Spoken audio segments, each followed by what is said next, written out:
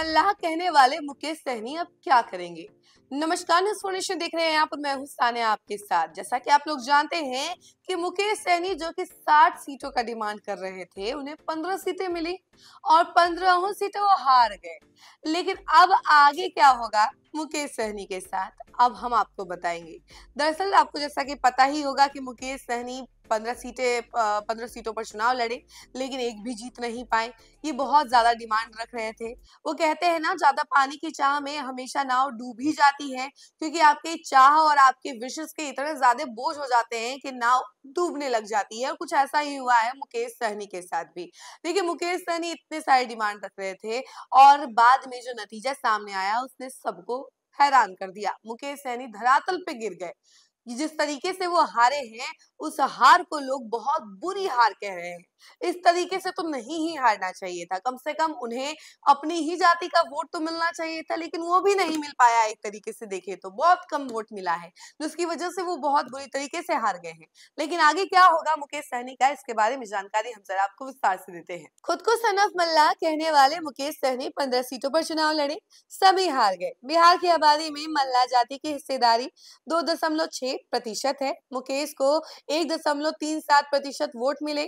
चुनावी नतीजों के बाद कहा जा रहा है कि ज्यादा पाने की चाहत में उनकी नाव यानी वीआईपी की चुनाव चिन्ह डूब गई है।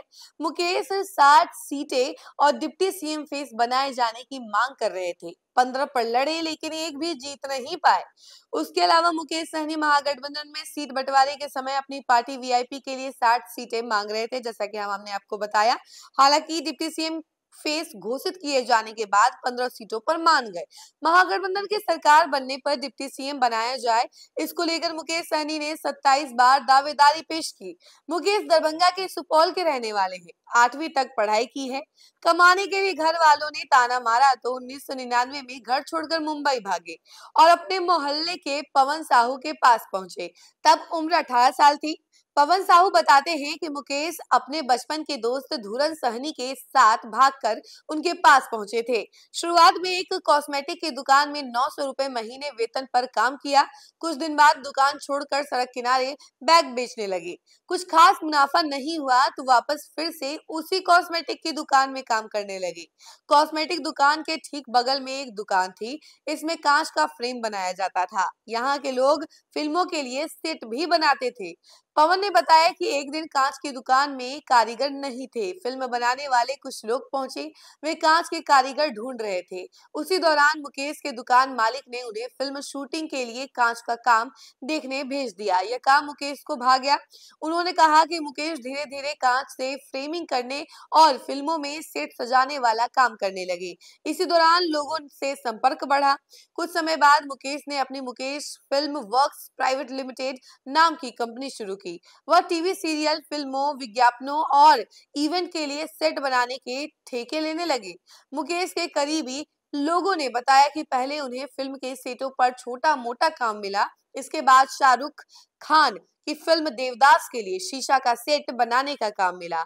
इससे उनकी किस्मत पलटी। धीरे धीरे उनका काम बढ़ने लगा। उन्हें महल और शीशे से खूबसूरत सेट बनाने के काम मिले।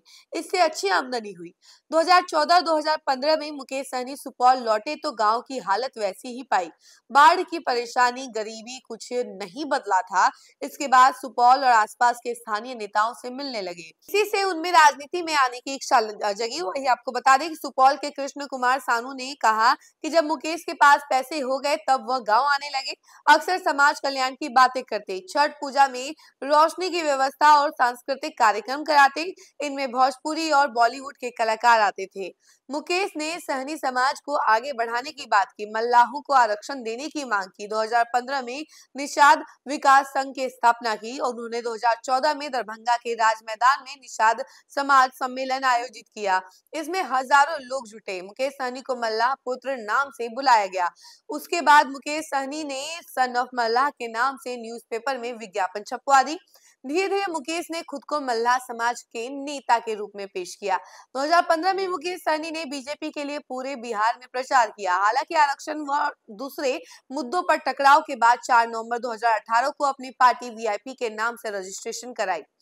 2019 के लोकसभा चुनाव में वीआईपी महागठबंधन के साथ रहते हुए 3 सीटों यानी मधुबनी, मुजफ्फरपुर और खगड़िया से चुनाव लड़ी, तीनों जगह हार गई। इसके बाद मुकेश आरजेडी के साथ 2020 का चुनाव लड़ने की तैयारी कर रहे थे, लेकिन 25 सीटों की मांग पूरी नहीं होने पर एनडीए से जा मिले। एनडीए में उन्हें 11 सीटें मिली। वीआईपी ने 4 सीटें जीती। बोचहां से मुसाफिर पासवान, गौड़ाबोराम से स्वर्णा सिंह, साहिबगंज से राजू कुमार सिंह और अलीनगर से मिश्रीलाल यादव विधायक बने।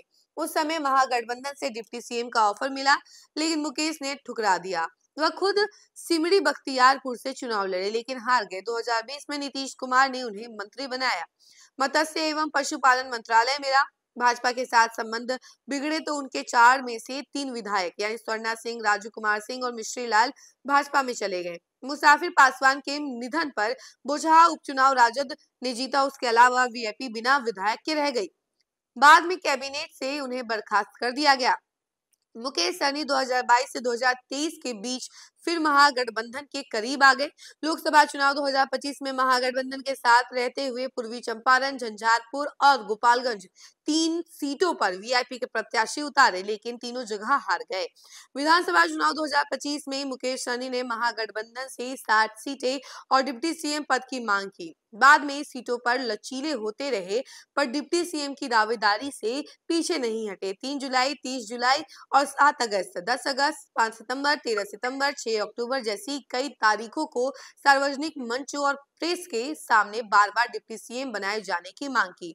इससे आरजेडी और कांग्रेस के सीनियर नेताओं, खासकर अब्दुल बारी सिद्दीकी जैसे नेताओं ने नाराजगी दिखाई। उसके अलावा राहुल गांधी, तेजस्वी और इसके अलावा इन दोनों के बीच में बातचीत भी हुई। उन्हें 15 सीटें दी गई और महागठबंधन ने आधिकारिक तौर पर उन्हें डिप्टी सीएम फेस घोषित किया। चुनाव में मुकेश कोई करिश्मा नहीं दिखा सके। सभी 15 सीटों पर उनकी पार्टी हार गई। हमने मुकेश सहनी से बात करने की कोशिश की, लेकिन उनसे बात हो नहीं पाई है अभी तक। पॉलिटिकल एक्सपर्ट्स की अगर माने तो उनका कहना है कि जिस निषाद जाति की राजनीति मुकेश सहनी कर रहे हैं, वो कहीं ना कहीं एनडीए के साथ थी।